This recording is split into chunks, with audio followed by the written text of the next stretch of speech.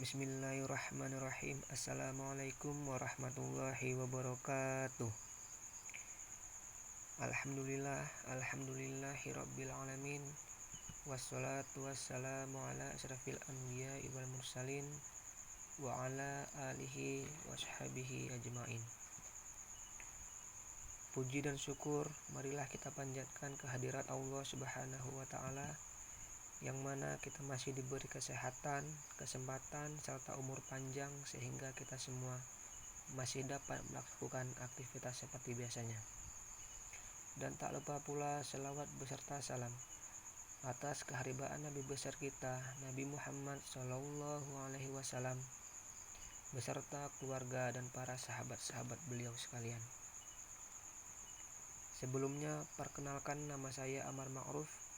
Saya adalah salah satu mahasiswa ITB Kota Langsa. Di sini saya akan menjelaskan sedikit tentang makalah saya yang berjudul Peranan Manusia di dalam Ekosistem. Sebelumnya, saya mohon maaf beribu maaf apabila kata-kata saya kurang dapat dipahami oleh pendengar sekalian. Baik, langsung saja kita ke pembahasannya. Yang pertama, definisi manusia. Menurut Indrianto pada tahun 2012, manusia adalah makhluk Tuhan yang paling mulia. Manusia memiliki akal pikiran. Karunia itu kemudian digunakan dalam berperilaku kesehariannya. Oleh karena itu, manusia yang hidup di bumi ini harus selalu menjaga kelestarian alam sekitar. Pada umumnya, manusia bergantung pada keadaan lingkungan di sekitarnya, yaitu berupa sumber daya alam yang dapat menunjang kehidupan sehari-hari. Yang kedua, menurut Drijarkara pada tahun 1969 yang berbunyi, manusia adalah makhluk yang berhadapan dengan dirinya sendiri. Tidak hanya berhadapan, tetapi juga menghadapi, dalam arti mirip dengan menghadapi soal, menghadapi kesukaran, dan lain sebagainya. Yang ketiga, menurut Irwan pada tahun 2003, yang berbunyi, manusia adalah heterotrop dan pagotrop yang tumbuh dengan subur dekat penghujung rantai-rantai makanan yang kompleks. Ketergantungannya dari lingkungan alam tetap akan terjadi, tidak peduli bagaimanapun rumitnya teknologi yang dimilikinya. Yang kedua, ada ekosistem. Menurut Indrianto pada tahun 2006, istilah ekosistem pertama kali diusulkan oleh seorang ahli ekologi berkebangsaan Inggris yang bernama A.G. Transley pada tahun 1935, yang menyatakan bahwa ekosistem adalah suatu unit ekologi yang di dalamnya terdapat struktur dan fungsi. Menurut Irwan pada tahun 2003, yaitu ekosistem merupakan tingkat organisasi yang lebih tinggi dari komunitas, atau merupakan kesatuan dari suatu komunitas dengan lingkungannya di mana terjadi antarhubungan. Menurut Sumarwato pada tahun 2004, ekosistem yaitu suatu sistem ekologi yang terbentuk oleh hubungan timbal balik antara makhluk hidup dengan lingkungannya. Menurut pengertian, suatu sistem terdiri atas komponen-komponen yang bekerja secara teratur sebagai suatu kesatuan. Di sini saya akan menjelaskan komponen-komponen ekosistem tersebut. Yang pertama, ada biotik, yaitu komponen makhluk hidup. Yang mana misalnya komponen biotik ini seperti binatang, tumbuhan, dan mikroba. Yang kedua, ada komponen abiotik, yaitu komponen benda mati, yaitu misalnya air, tanah, dan energi. Yang kedua yaitu yang pertama tadi komponen-komponen ekosistem, yang kedua hubungan antar organisme, Menurut Sumarno pada tahun 2011, di dalam ekosistem ada hubungan atau interaksi antar organisme yaitu sebagai berikut. Yang pertama, hubungan simbiosis adalah hubungan timbal balik di antara organisme hidup yang tidak sama spesiesnya. Yang kedua, hubungan sosial. Suatu hubungan antar organisme hidup yang sama spesiesnya, di mana mereka membutuhkan sesuatu yang sama dari lingkungannya.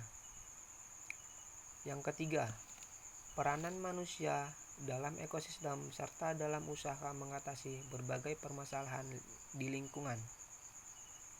A. Peranan manusia dalam ekosistem.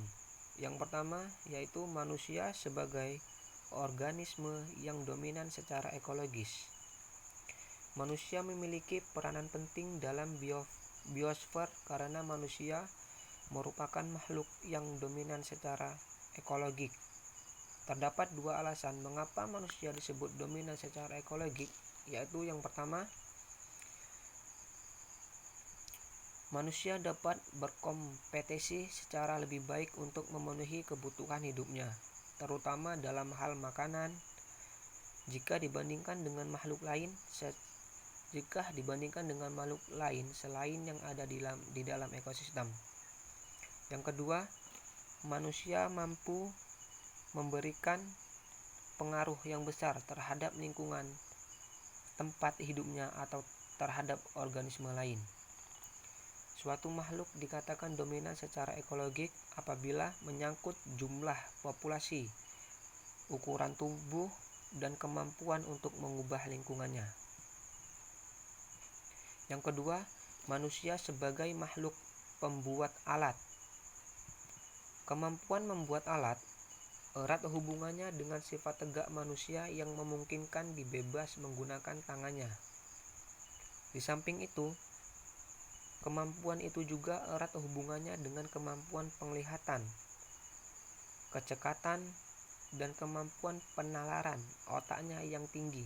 Jadi, manusia menjadi dominan dalam ekosistem berkat kemampuan membuat dan menggunakan alat. Manusia juga merupakan organisme yang membudidayakan makanannya.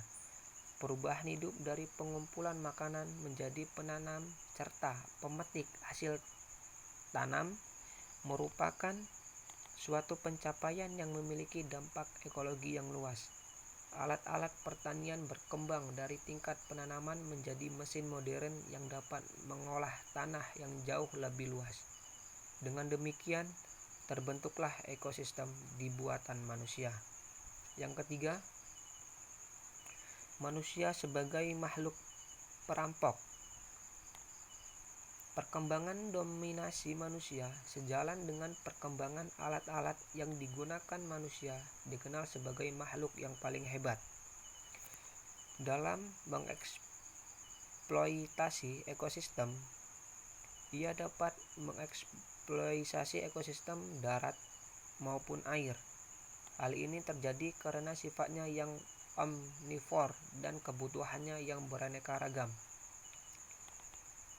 Sejak semula, manusia mengeksploitasi ekosistem tidak hanya untuk memenuhi kebutuhan makanannya saja, tetapi juga keperluan lainnya, misalnya pakaian dan perumahan. Yang keempat, manusia sebagai sebab evolusi. Pesatnya perkembangan ilmu pengetahuan merupakan penyebab utama dalam proses evolusi organik. Evolusi alamiah berlangsung sangat lambat, tetapi perusakan alam oleh manusia baik disengaja maupun tidak akan mempercepat evolusi organik. Akibatnya adalah menurunnya jumlah organisme tertentu, bahkan ada beberapa yang punah, tetapi lain pihak terdapat organisme jenis tertentu jumlahnya meningkat dengan pesat, terutama varietasnya. Semua ini adalah akibat dari adanya intervensi manusia. Yang kelima, manusia sebagai makhluk pengotor. Manusia merupakan satu-satunya makhluk yang mengotori lingkungan. Hewan membuang kotoran merupakan feses yang dapat diuraikan untuk daur ulang karena terdiri dari zat organik.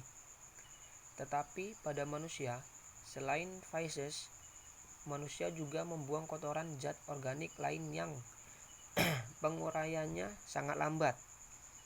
Kotoran tersebut berasal dari bahan sintetik dan bahkan zat yang beracun. Mungkin hanya inilah makalah yang dapat saya sampaikan. Apabila pendengar kurang dapat memahami, saya mohon maaf karena di sini saya masih pemula atau masih belajar. Semoga apa yang saya sampaikan dapat bermanfaat bagi pendengar sekalian. Saya tutup makalah saya. Wabillahi taufiq wal hidayah. Wassalamualaikum warahmatullahi wabarakatuh.